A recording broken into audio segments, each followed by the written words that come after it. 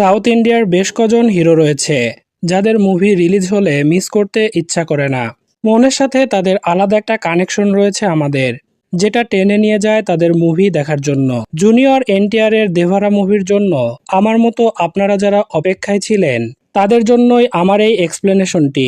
শুরুতে একটা কথা বলে রাখি, গল্পের একদম শেষে অসাধারণ একটা টুইস্ট রাখা হয়েছে। আপনি একজন মুভি লাভার হলে অবশ্যই সেটা মিস করবেন না। চলুন শুরু করা যাক দেভারার গল্প। মুভির শুরুতে পুলিশের উচ্চপদস্থ কর্মকর্তাদের সাথে ক্রীড়ামন্ত্রী ও রচিব একটা মিটিংয়ে বসেন। মন্ত্রী বলেন 1 মাস পর ইন্ডিয়া ক্রিকেট বিশ্বকাপ আয়োজন করতে যাচ্ছে, কিন্তু গ্যাংস্টার ভাই দায়া আর এথি গত মাসে তাদের ব্যাংক অ্যাকাউন্টে বড় অঙ্কের একটা টাকা এসেছে। ধারণা করা হচ্ছে ক্রিকেটের এই ইভেন্টে তারা বড় কোনো হামলা করতে যাচ্ছে। দায়া কিছু করতে পারবে না, তাই যত দ্রুত সম্ভব এথিকে খুঁজে বের করে গ্রেফতার করতে হবে। এথিকে ধরার জন্য আইজি সাহেব মন্ত্রীর কাছে সাহসী পুলিশ অফিসার শিভামকে সুপারিশ করে, কিন্তু শিভাম এই কেস নিতে অস্বীকার করে, কারণ এর আগেও সে 3বার এথিকে গ্রেপ্তার করছে, কিন্তু উপরমহলের চাপে তাকে আবার ছেড়ে দিতে হয়েছে। মন্ত্রী এবার শিভামকে সর্বোচ্চ পাওয়ার দেয় এথিকে গ্রেফতার করার জন্য। স্ক্রিন শিফট হয়, শিভাম তার সহযোগী পুলিশদের সাথে আলোচনা করছিল। এথির কোনো খবর এখন তাদের কাছে নাই। একজন অফিসার বলে সে এথির দলের একজনকে চেনে, নাম রানে। তাকে ধরতে পারলে এথির খবর পাওয়া যেতে পারে।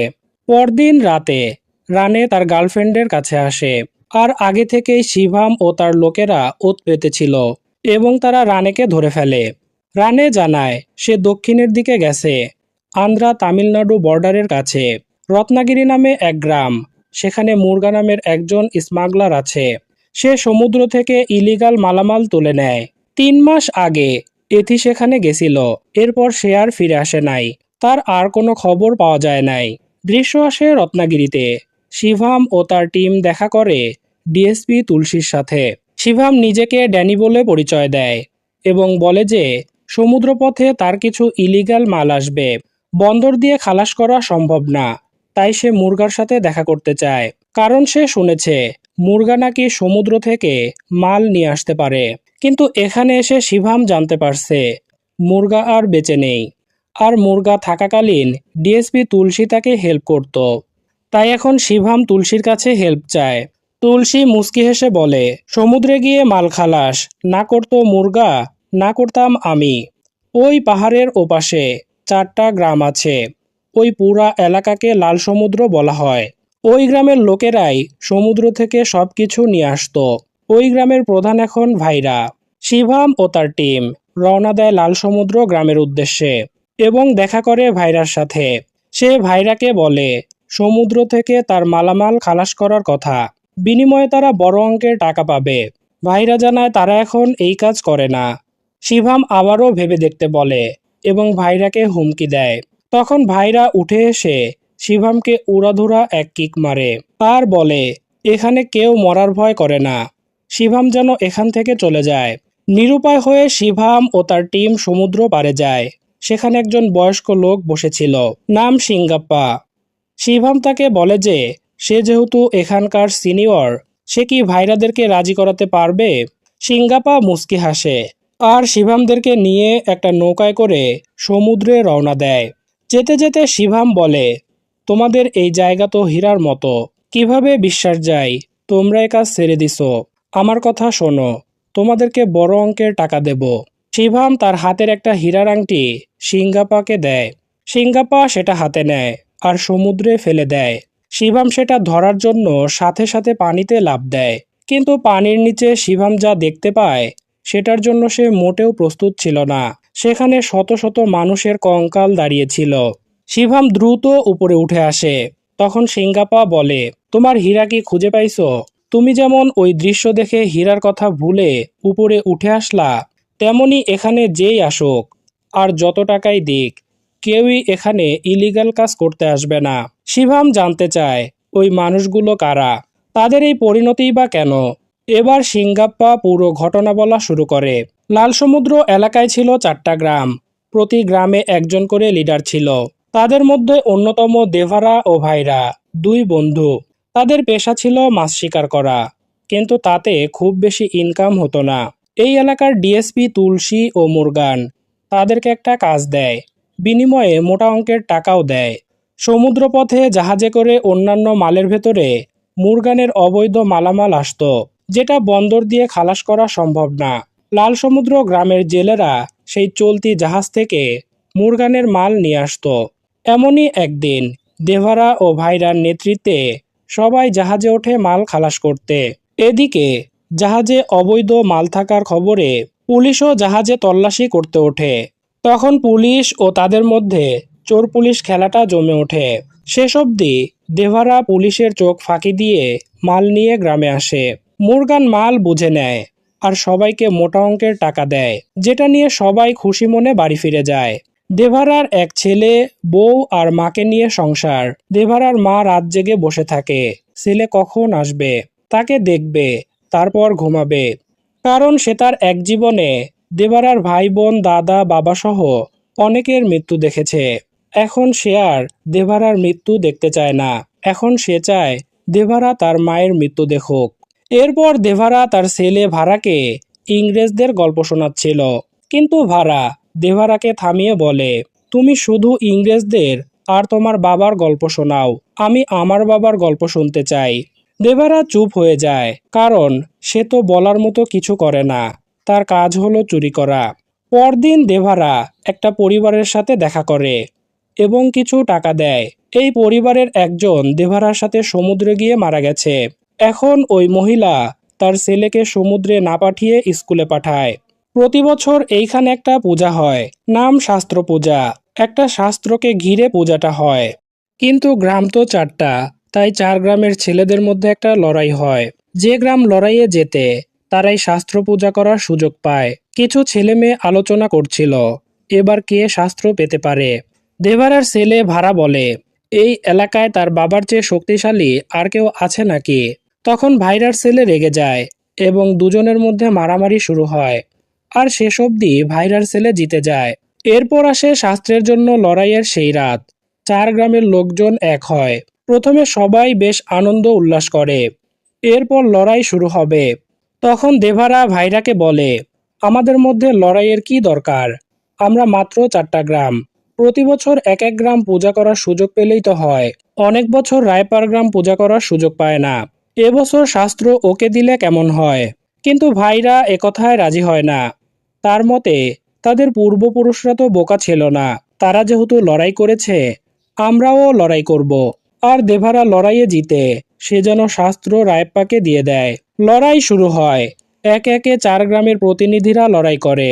এরপর লড়াই হয় ভাইরা আর দেভারার মধ্যে, যে লড়াইটা অনেক দীর্ঘস্থায়ী হয়। লড়াই চলতে চলতে সকাল হয়ে যায় এবং শেষ অবধি দেভারা জিতে যায় আর এবারের মতো শাস্ত্র রায়প্পাকে দিয়ে দেয়। সেদিন রাতে দেভারা একটা স্বপ্ন দেখে। দেভারা এক রক্তক্ষয়ী যুদ্ধ করছে এবং সমুদ্রের পানি রক্তে লাল হয়ে গেছে। পরদিন সকালে দেভারা স্বপ্নের কথা যুগালা নামের এক মহিলাকে বলে। সে স্বপ্নের ব্যাখ্যা করে বলে, সামনের দিনগুলো তার জন্য শুভ না। যাকে সে আপন ভাবে আসলে সে তার আপন না। ভরসা করার মতো এখানে তার কেউ নাই। স্ক্রিন শিফট হয়। জঙ্গল দিয়ে একটা বাস আর পুলিশের গাড়ি যাচ্ছিল। তখন সেখানে ডাকাতের আক্রমণ হয়। কিছুদিন আগে দেভারা যে একটা ছেলেকে পড়ার খরচ দিল, সেই ছেলেটা মারা যায়। ছেলেটার মা আফসোস করে বলে, তার ছেলেকে যদি দেভারার সাথে সমুদ্রে পাঠাতো তাহলে তো আজ তাকে মরতে হতো না। কিছুদিন পর তুলসী আর মুরগা নতুন কাজের অফার নিয়ে আসে। তখন দেভারা বলে, সমুদ্রে কোস্টগার্ডের টহল বেড়ে গেছে, এখন সমুদ্রে যাওয়া ঠিক হবে না। আমাদের কিছু হলে পরিবারকে কে দেখবে? দেভারার এই কথা বাকি 2 গ্রামের প্রধান মানতে চায় না। তারা বলে যে দেভারা এখানে থাক, তারা সমুদ্রে যাবে। তখন রায়প্পা বলে, ওদেরকে থামানো যাবে না, ওরা যাবেই, কিন্তু তুমি যদি আমাদের সাথে যাও তাহলে আমরা নিরাপদে থাকব। এরপর সবাই আবারও অভিযানে যায়, কিন্তু এবার তারা পুলিশের হাতে ধরা পড়ে। দেভারারা এতদিন জানতো না আসলে কন্টেনারের মধ্যে কি থাকে। পুলিশ অফিসার এবার কন্টেনার খুলে দেখায় সেখানে অস্ত্র, গোলাবারুদের মতো সব মরণাস্ত্র ছিল। অফিসার সবার উদ্দেশ্যে বলে, এই সব দিয়ে কি করা হয় জানো কি? একসাথে হাজারো মানুষের জীবন নেওয়া হয়। তোমরা এগুলো নিয়ে যাদের হাতে তুলে দিয়ে টাকা পাচ্ছ, তারা এগুলো ব্যবহার করে কোনো না কোনোভাবে আবার তোমাদের কাছ থেকে সেই টাকা ছিনিয়ে নিচ্ছে। দেভারার মনে পড়ে কিছুদিন আগেই তার গ্রামের একটা ছেলেসহ অনেক মানুষ মারা গেছে। কথা বলতে বলতে অফিসারের বাসা থেকে ফোন আসে আর জানানো হয় এইমাত্র তার একটা ফুটফুটে মেয়ে জন্ম নিছে। অফিসার খবরটা শুনে খুশি হয় না। সে বলে সে এমন একটা দেশে জন্ম নিল, জানি না সে কতদিন নিরাপদে বাঁচতে পারবে। কথা বলতে বলতে ভাইরার হাতের বাঁধন খুলে যায় এবং সে সকল পুলিশকে আক্রমণ করে। কিন্তু দেভারা এবার ভাইরাদের বিপরীতে যায় এবং একটা সময় ভাইরার হাত থেকে অফিসারকে রক্ষা করে। আর দেভারা অফিসারকে ওয়াদা করে আজকের পর থেকে এই সমুদ্রে সে ইলিগাল কাজ হতে দিবে না। ওদিকে ভাইরা মুরগার মালামাল নিয়ে এসেছিল, সেখানে দেভারাও চলে আসে এবং মাল হ্যান্ডওভার করতে বাধা দেয়। মুরগা দেভারাকে আরো বেশি টাকা দিতে চায় এবং সামনে আরো বড় কাজের অফার দেয়। দেভারা মুরগাকে বলে দেয় আজকের পর তুই আর তোর লোক যদি এই পাহাড়ে কাজের জন্য আসিস, তাহলে তুই আর তোর মালামাল কিছুই ফিরে যাবে না। ভাইরা আর তার অনুসারীরা দেভারাকে বলে এই কাজ করে তারা পরিবারকে ভালো রাখে, তারা এই কাজ করবেই, আর কেউ বাধা দিলে তাকে দুনিয়া থেকে সরিয়ে দিবে। তখন দেভারা তাকে ধরে আর তার পিঠে দেভারার নিশান এঁকে দেয়। এরপর দেভারা কন্টেনার সহ সবকিছু সমুদ্রে ফেলে দেয় আর সবাইকে বলে দেয় আবার যদি কেউ এই কাজ করতে যায়, দেভারার মতো ভয়ানক আর কেউ হবে না। এরপর থেকে দেভারারা সবাই মাছ শিকার করে আর ভাইরার অনুসারীরা গোপনে ওই কাজ করতে গেলেও দেভারা তাদেরকে উচিত শিক্ষা দিয়ে দেয়। ভাইরা কিছুতেই দেভারাকে কিছু করতে পারে না। এরপর একদিন রায়পার ছোট বোন, যে ছিল অন্ধ, সে সমুদ্রে যায় জীবন দিতে। তখন ভাইরা তাকে বাঁচিয়ে আনে। রায়পা জানতে চায় তার বোন কেন এই কাজ করতে গেল। তার বোন বলে তার মতো অন্ধ মেয়েকে কেউ বিয়ে করতে চায় না, যে কারণে তার ভাই অনেক টেনশন করে, তাই সে এই কাজ করতে গেছে।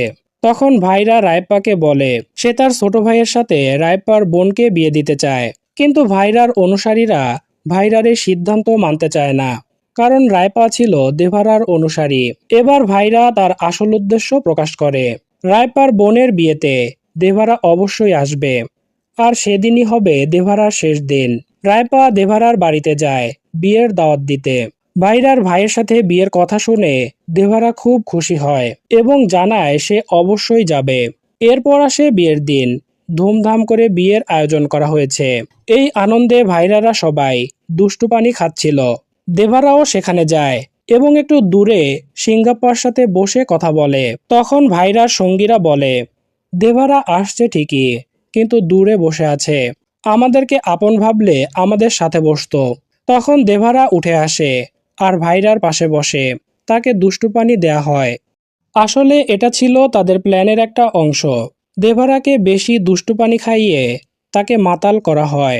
রায়পা জঙ্গল দিয়ে যাচ্ছিল, তখন ভাইরার লোকেরা দেভারাকে মারার প্ল্যান আলোচনা করছিল।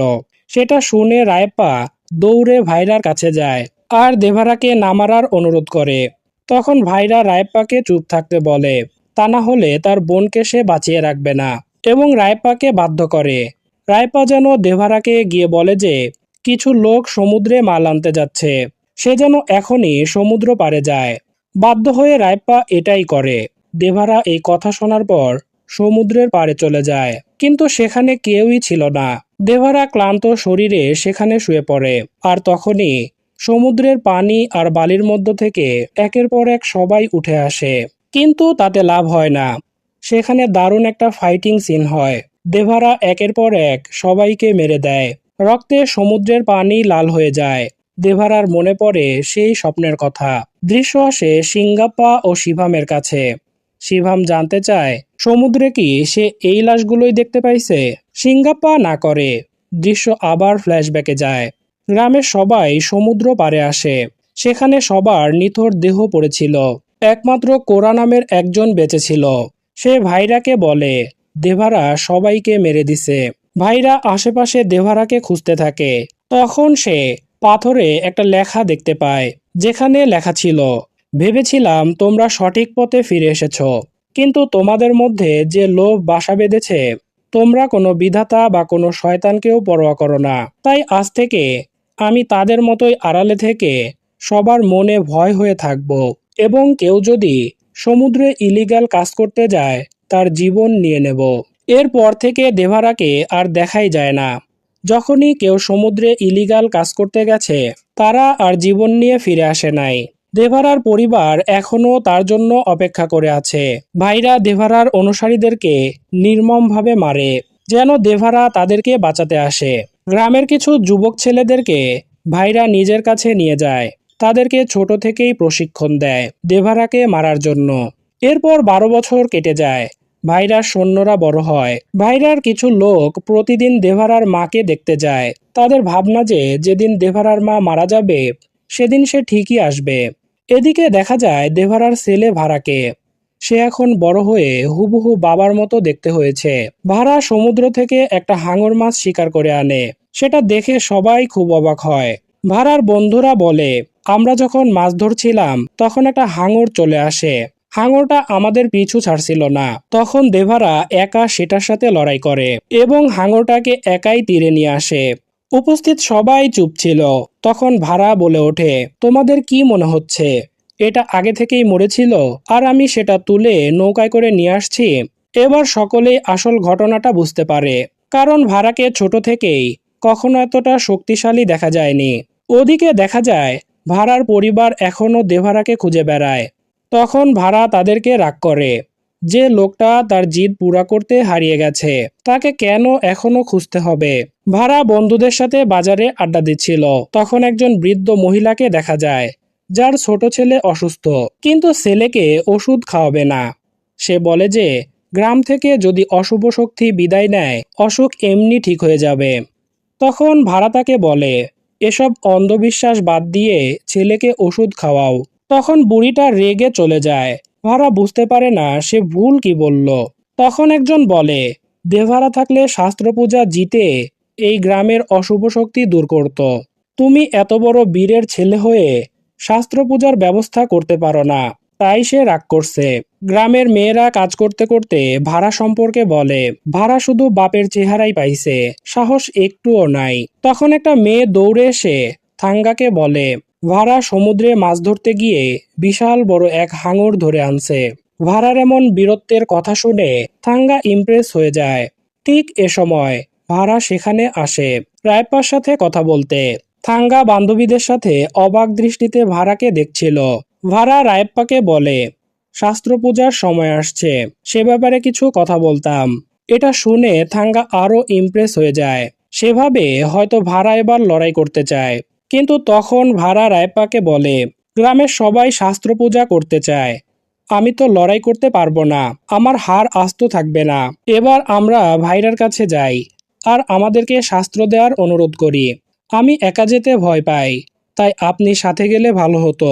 ভাড়া আর রায়েপ্পা ভাইরার কাছে যায় এবং শাস্ত্র দেওয়ার অনুরোধ করে, কিন্তু ভাইরা ভাড়াকে ভিখারি বলে অপমান করে তাড়িয়ে দেয়। পরদিন রাতে শাস্ত্র উৎসবে সবাই হাজির হয়। তখন ঘোষণা দেওয়া হয় যে এবার লড়াইয়ের মাধ্যমে শাস্ত্র কে পাবে তা নির্ণয় হবে। এটা শুনে সবাই অবাক হয়ে যায়, কারণ দেভারা না থাকায় এতদিন ভাইরা বিনা লড়াইয়ে শাস্ত্র পেত। লড়াই শুরু হয়। রাঙ্গা দুষ্টু পানি খেয়ে লড়াইয়ে নামে। ভাড়া প্রথমে না পেরে উঠলেও একটা সময় এক আঘাতেই রাঙ্গাকে কাবু করে ফেলে। এরপর আসে গারুদা। ভাড়া তাকেও হারিয়ে দেয়। এর মাঝে এক ফাঁকে দেখা যায় ভাড়ার বন্ধু দুষ্টু পানিতে কিছু একটা মিশিয়ে দিচ্ছে। এটাই হলো ভাড়ার জিতে যাওয়ার আসল কারণ। আর এই বিজয় দেখে ভাইরার পাশাপাশি সকলেই অবাক হয়ে যায়। পরদিন রায়প্পা যখন ভাইরার কাছে যায় তখন ভাইরা বলে, ভাড়া যে এত বড় ধোঁকাবাজি করলো, এখন ওর কি করা উচিত? রায়প্পা বলে, ভাড়া পানির মধ্যে নেশা মিশিয়ে দিয়েছিল ঠিকই, কিন্তু ভাড়া তোর লোকদেরকে যেভাবে মারছে তাতে মনে হচ্ছিল দেভারা ফিরে আসছে। ও কিন্তু দেভারারই সন্তান। সমুদ্রে এক দেভারা আছে, এখন জমিনে যদি আরেক দেভারা সৃষ্টি হয় তাহলে বোঝ কি হবে।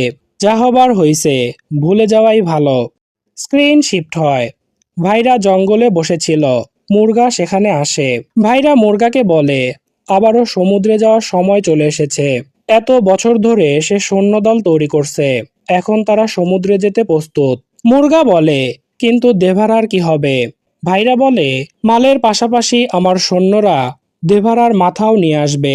কিন্তু মুর্গা এই রিস্ক নিতে চায় না, কারণ দেভারা যদি বেঁচে থাকে তাহলে মালের সাথে সাথে মুর্গার জীবনও নিয়ে নিবে। তাই যেভাবেই হোক দেভারাকে আগে মারতে হবে, তাহলে মুর্গা আবার কাজ শুরু করবে। দেভারাকে মারতে হলে আগে ওকে সামনে আনতে হবে। আর তাই ভাইরা গ্রামের মধ্যে ছড়িয়ে দেয় যে দেভারা আর বেঁচে নেই। এই কথা শুনে দেভারার মা অসুস্থ হয়ে যায়। ভাইরা জানতো মায়ের অসুখের কথা শুনে দেভারা অবশ্যই আসবে, তাই তারা রাত জেগে দেভারার বাড়ির আশেপাশে লুকিয়ে থাকে। 3 দিন পর দেভারা আসে, মায়ের পাশে বসে। ভাইরার সন্দেহ হয়, সে ভেতরে যায়। ততক্ষণে দেভারা পালিয়ে যায়। ভাইরার লোকেরা তার পিছু নেয়। অনেকক্ষণ চেষ্টার পরও ভাইরা দেভারাকে ধরতে পারে না। পরদিন তুলসী আর মুর্গা আসে ভাইরার কাছে আর বলে যে রাতের আধারে দেভারা এসেছিল, তোমাদেরকে প্রতিরোধ না করে পালিয়ে গেছে। দেভারা এখন আর সেই আগের মতো পালোয়ান নাই, তাই সামনের সপ্তাহে সমুদ্র পথে আবার মাল আসবে। কথাটা যেন মনে থাকে, মালের সাথে দেভারার মাথাও আনতে হবে। এত বছর পর সবাই সমুদ্রে যাওয়ার খুশিতে ছিল, কিন্তু আগের দিন রাতেই একটা দুর্ঘটনায় ভাইরার হাত ভেঙে যায়। ভাইরা বুঝতে পারে যে রাতের আধারে সয়া এই কাজ করছে। ভাইরা সয়ার গলা চেপে ধরে। তখন সয়া বলে সে তখন ছোট ছিল, দেভারা তার বাবাকে মেরে সমুদ্রের পাড়ে ফেলে রাখছিল। আজও সে সেই দৃশ্য ভুলতে পারে না। ভাইরা যদি সমুদ্রে যায় তাহলে দেভারাকে সেই মারবে, তাই সয়া এই কাজ করছে যেন ভাইরা দেভারাকে না মারতে পারে। সয়া নিজ হাতে দেভারাকে মারতে চায়। স্ক্রিন শিফট হয়। ভাড়ার ছোট বোন কাঁদতে কাঁদতে বাড়িতে আসে আর বলে রাস্তায় ভাইরার লোকেরা তাকে বলছে কিছুদিন পরই তারা দেভারাকে মারবে। এরপর তারা প্রতিদিন ভাড়ার বোনকে নিয়ে যাবে। তখন তো তাদের বাঁচানোর কেউ থাকবে না। যে ছেলেগুলো ভাড়ার বোনকে সব বলেছিল, ভাড়া তাদের কাছে যায় আর বলে যে তার বোন কাঁদতে কাঁদতে মাকে সবকিছু বলছে, আমাকে বলে নাই, কারণ ও ভাবে যে আমি কিছু করতে পারবো না। ছেলেগুলো হাসে আর বলে যে পুরুষ অন্যকে নেশা করিয়ে লড়াই যেতে, সে তার বোনকে কিভাবে রক্ষা করবে। ভাড়া এবার নেশা করে নেয় আর এখানে অস্থির একটা ফাইটিং সিন হয়। পরদিন সকালে সিঙ্গাপ্পা ভাড়াকে বলে কাল রাতে তোর মার খেয়ে একজন মারা গেছে। এই কথা শুনে ভাড়া অবাক হয়, কারণ সে এত সিরিয়াসভাবে কাউকে মারে নাই। ভাড়া ভয় পায় আর ভাইরাকে সব বুঝিয়ে বলার জন্য তার বাসায় চলে যায়। ভাইরা সব কথা শুনে বলে সে ভাড়াকে বিশ্বাস করতে পারে যদি সে কাল তার লোকদের সাথে সমুদ্রে যায় মাল আনার জন্য। এরপর একজন বৃদ্ধ ভাইরাকে বলে যে আমাদের লোকদেরকে মারলো তাকেই আবার সমুদ্রে পাঠাচ্ছ, এটা কি ঠিক হচ্ছে? ভাইরা বলে কাল রাতে ওকে ভাড়া মারে নাই, আমিই মারছি। দেভারাকে মারা এত সহজ না। আমি সমুদ্রে যাচ্ছি না, যারা যাচ্ছে ওরা সহজে দেভারার সাথে পারবে না। ভাড়াকে দেখে দেভারা যদি এক পলকও থেমে যায় তাহলে দেভারাকে মারা সহজ হবে। সেদিন রাতে সবাই সমুদ্রে চলে যায়। সকলের তীক্ষ্ণ চোখ সমুদ্রের দিকে, কখন দেভারা আসবে। ভাড়া যে নৌকায় ছিল হঠাৎ সেই নৌকায় আগুন ধরে যায় আর সবাই পানিতে পড়ে যায়। কিছুক্ষণ পর ভাড়া একটা মৃতদেহ তুলে আনে আর বলে যে দেভারা এসে গেছে, সবাইকে মেরে ফেলতেছে। তখন নৌকায় থাকা বাকিরা পানিতে লাফ দেয়। পানির নিচে দেভারা একে একে সবাইকে আক্রমণ করে আর ভাড়া একটা একটা করে নৌকায় তোলে। এদিকে ভাড়ার মা দৌড়ে আসে সিঙ্গাপ্পার কাছে আর বলে যে ভাইরা তার ছেলেকে সমুদ্রে মাল আনতে পাঠাইছে। আপনি তো দেভারাকে চেনেন, অন্যায় করলে সে ছেলেকেও ছাড়বে না, আপনি কিছু একটা করেন। সিঙ্গাপ্পা বলে তোমার স্বামী অনেক আগেই দুনিয়া ছেড়ে চলে গেছে, আর এত বছর ধরে সমুদ্র রক্ষা করে আসছে যে যোদ্ধা, সে তোমার স্বামী দেভারা না, তোমার ছেলে ভাড়া। ভাড়া তার বাবার বীরত্বের কথা শুনতে শুনতে বড় হয়েছে, তাই সে তার বাবার এই বীরত্বকে ধরে রাখার জন্য সেদিন সে পাথরে লিখেছিল যে দেভারা বেঁচে আছে। তুমি ভাবছো ভাড়া সমুদ্রে মাল আনতে গেছে, না, সে সমুদ্রকে রক্ষা করতে গেছে। ওদিকে ভাড়া একে একে সবাইকে শেষ করে দেয় আর নৌকায় করে সবাইকে তীরে নিয়ে আসে। আর সিঙ্গাপ্পাকে বলে ওদের এই অবস্থা দেখে পরবর্তী প্রজন্ম সমুদ্রে যাওয়ার সাহস করবে না। এবার ভাড়া সিঙ্গাপ্পাকে বলে তার পিঠে নিশান এঁকে দিতে, যেন সবার বিশ্বাস হয় যে এটা দেভারারই কাজ। কিন্তু সিঙ্গাপা এই কাজ করতে চায় না। তখন ভারা নিজেই তার পিঠে আঘাত করে। দৃশ্য আসে সিঙ্গাপা আর শিভামের কাছে। শিভাম জানতে চায় দেভারাকে কে মেরেছিল। এবার সবার সামনে আসে চমকে যাওয়ার মতো একটা দৃশ্য। সিঙ্গাপার চোখে আমরা দেখতে পাই দেভারাকে মেরেছিল তারই ছেলে ভারা। আর এই কিন্তু রেখেই শেষ হয়ে যায় দেভারা পার্ট 1 এর গল্প। এমন একটা টুইস্ট আমরা পেয়েছিলাম বাহুবলী মুভিতে। তখন সবার মনেই একটা প্রশ্ন ছিল, কাটাপ্পা কেন বাহুবলীকে মেরেছিল। এই মুভিটাও এমনই একটা প্রশ্ন রেখে শেষ করা হয়েছে। তো বন্ধুরা, কেমন ছিল দেভারার গল্প কমেন্ট করে জানাতে ভুলবেন না। আজ বিদায় নিচ্ছি, আল্লাহ হাফেজ।